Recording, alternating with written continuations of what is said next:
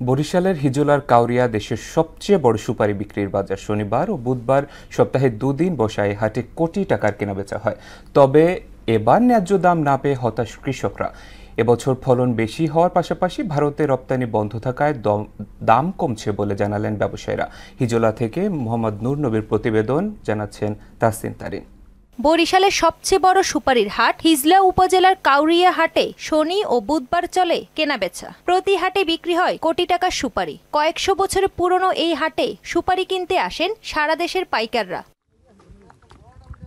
এই বছর বাম্পার ফলন হলেও দাম কমে যাওয়ায় হতাশ চাষিরা। তাদের অভিযোগ, ব্যবসায়ী ও আড়তদারদের সিন্ডিকেট এবং ভারতে রপ্তানি বন্ধ থাকায় ন্যায্য মূল্য পাচ্ছেন না তারা। এই জন্য প্রশাসনের তদারকি বাড়ানোর দাবিও জানান ক্ষতিগ্রস্ত ব্যবসায়ীরা। ওয়ালটন এখন দেশের সীমানা পেরিয়ে পৌঁছে গিয়েছে 50টিরও বেশি দেশে।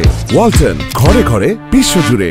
ফলন বেশি, কিন্তু গতবারের তুলনায় এবার বাজার একটু কম, এজন্য চাষি হতাশায় আছে। বিভিন্ন দেশ থেকে আমাদের কাউরিয়া বাজারে সুপারি কেনার জন্য অনেক পাইকারপত্র আসতো, কিন্তু এই বছর পাইকারপত্র আহে না। বাজারের ভিতরে কিছু সিন্ডিকেট করে পাইকাররা, হরিয়ারা, ঠিক আছে, মিলিয়ে দিলে মানে কৃষক যারা তারা তেমন একটা দাম পাইতে আসে না। প্রতি বছর আমাদের বাংলাদেশের সুপারি ভারত রপ্তানি করা হতো। এই বছর দেশের পরিস্থিতির কারণে রপ্তানি করা হয় না, তার কারণেও দাম এই বছর কম। আবহাওয়া অনুকূলে থাকায় এবছর সুপারি চাষের লক্ষ্যমাত্রা অর্জিত হয়েছে উল্লেখ করে চাষিদের সমস্যাগুলো সমাধানের আশ্বাস দিলেন উপজেলা কৃষি কর্মকর্তা। আবহাওয়াগত এবং জলবায়ুগত কারণে এই হিজলা উপজেলার সুপারি বিখ্যাত। সিন্ডিকেটের ব্যাপারটা আমরা জানি, সেক্ষেত্রে আমাদের উপজেলা প্রশাসনের পক্ষ থেকে, আমাদের কৃষি সম্প্রসারণ অধিদপ্তরের পক্ষ থেকে আমরা সেই অনুযায়ী ব্যবস্থা গ্রহণ করব।